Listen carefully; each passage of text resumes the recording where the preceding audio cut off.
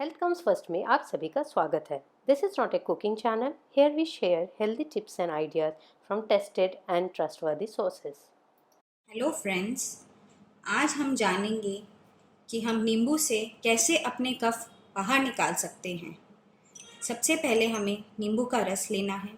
इस रस को मलमल के साफ कपड़े से हमें छानना है। आज हम लाइव देखेंगे कि एक 7 साल की बेबी और एक 60 इयर्स की लेडी पे इसके कैसे इफ़ेक्ट्स होते हैं। सब पे इसके अलग अलग इफ़ेक्ट्स हो सकते हैं। कोई को छींक आ सकती है, कोई की आँखों से पानी आ सकता है, कोई के गले में जो कफ है उसमें चेंजेस हो सकते हैं। तो चलिए हम देखते हैं। हमें सिर्फ एक एक ड्रॉप ही डालना है दोनों नॉस्ट्रिल में।